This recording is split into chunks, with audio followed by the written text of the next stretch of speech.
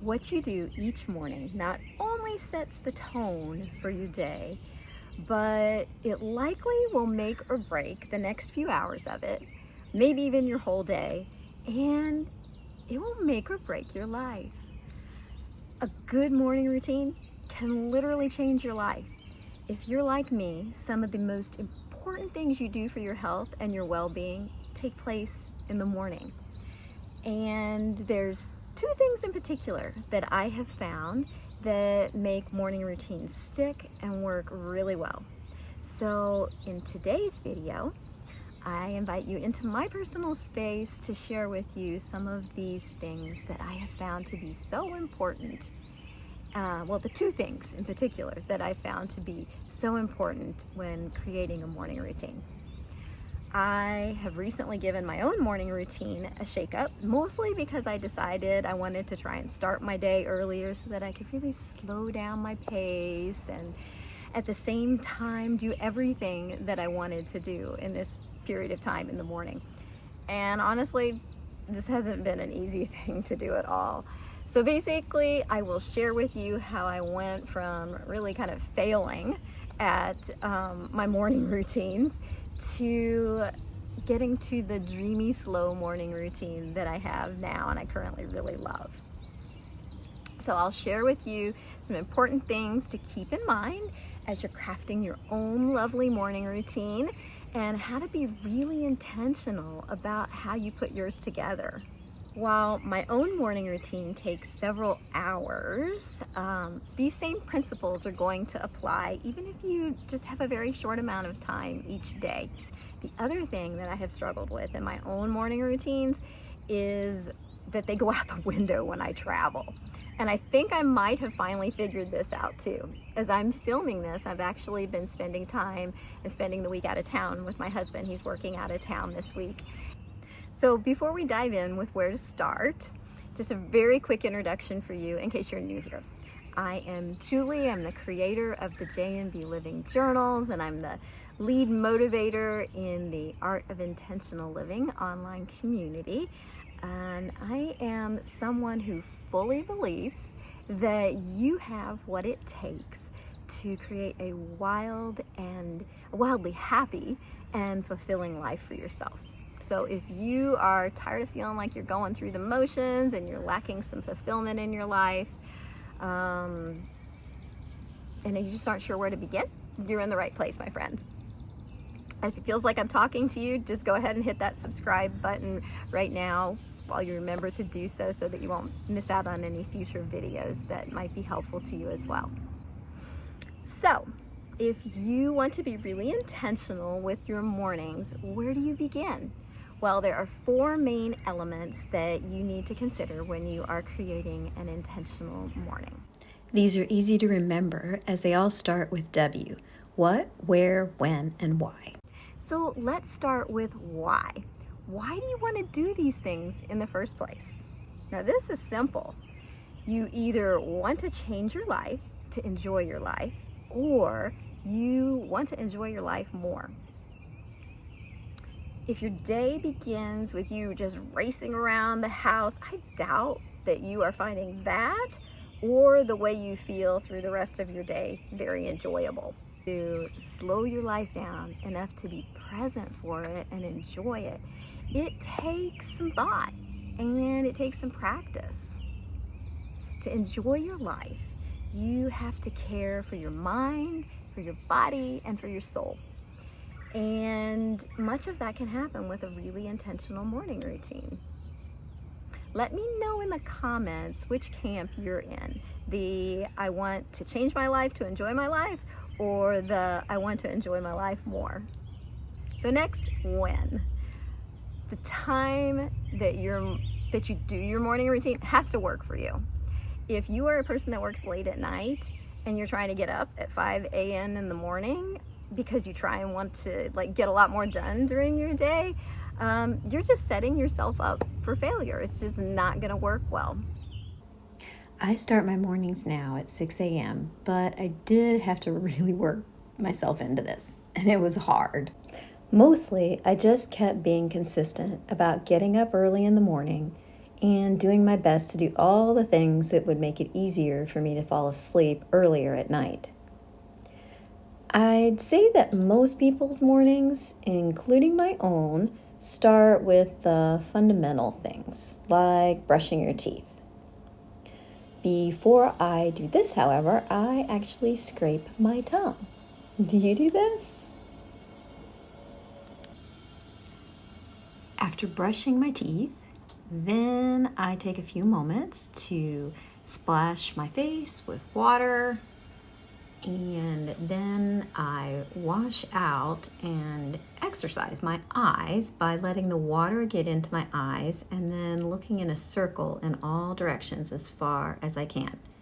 I honestly don't remember where I heard the suggestion to do this, but I do remember my yoga teacher training that was one of the things that you can do in a seated twist to gaze as far over your shoulders as you can and essentially exercise your eyes. So I figure it must be good for your peripheral vision. My morning skincare routine starts with a spritzing of toner that my Ayurvedic practitioner makes, and I really love it. And I use her oil serum as well. I like knowing that it's chemical free and I'm not putting anything harmful onto my body when I use these. And it's been really good for my skin, which tends to have a tendency towards dryness. After that, I'll make myself a cup of hot water with lime. This essentially starts your hydration and wakes up your digestive system. Most people use lemon, but my Ayurvedic dosha is predominantly pitta, so lime is a little sweeter and better for my own personal constitution. All this happens for me as soon as I wake up, and then I go right into the rest of my morning routine from there. And that works really well. But if a good part of your morning routine has to happen after you get the children out to school, that can still work too, and that's totally fine. Now let's talk about where. This is where I've started to shake things up a bit in my own morning routine. Since we're moving into summer, the sun is coming up earlier, and with getting up earlier, I've moved a good part of my morning routine quite often outdoors. I have even began scouting out some places that I would enjoy doing these type of activities when it's raining. I get such a natural high being outside in the golden hours when the sun is sparkling on the dew and it casts such a magical light on everything. And here's where I'll share with you the first of the two most important things that I had mentioned for you to keep in mind when crafting your own morning routine. And the first of these is that it's okay to be flexible. I used to think that if I didn't do everything in the same order and in the same time and place every day, that I wouldn't be able to make it a routine. And what happened was, because of that, I felt like some days that I needed to skip doing my routine, or at least skip parts of doing it, or I just felt like I wasn't following through on my intentions. I already shared with you that I'm switching up my place to be able to enjoy that morning light. And right now, it's also flexible on whether or not I'm traveling and even on what day of the week it is. If I'm traveling, breath work, meditation, yoga, and my workouts are in the most inviting places that I can find that are also convenient. At home, 2 days of my workouts at the gym and 2 days of my workout is with a physical trainer.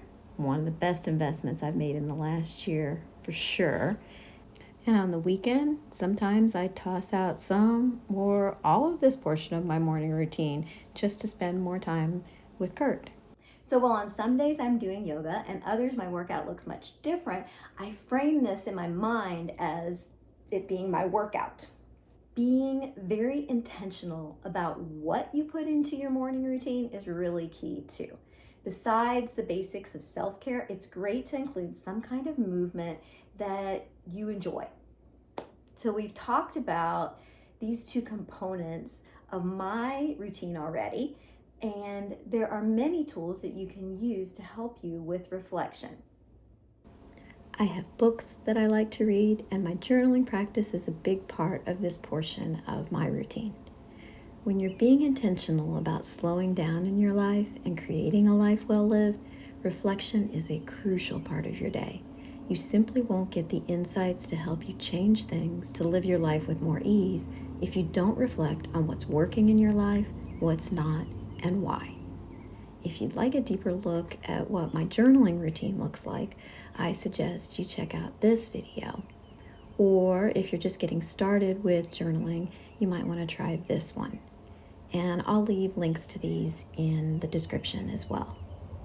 So this brings me to the last thing to keep in mind. Do the things that make you feel good. Duh, right? The fact is, if you aren't doing things in a way that feel really good, why are you going to want to keep doing them? You're not, right? So put some thought and some intention behind how you're going to do these things in a way that feels really good to you. So that pretty much sums it up. Think about your why, your when, your where, your what with intention. Let it be flexible and let it feel good. Now, if you're still with me, I'm guessing that you found a thought or two at least in this video to be helpful and worth considering, and hopefully worth taking some action on. And if you had, could you do me a super big favor and do two things? First, could you give the video a thumbs up? And secondly, could you share it with at least one friend? These things really do help, and it will help me be able to keep creating videos like this. Also, just let me know in the comments if you decide that there's anything that you're going to change up in the way that you start your day each morning. See you again next time, my friends.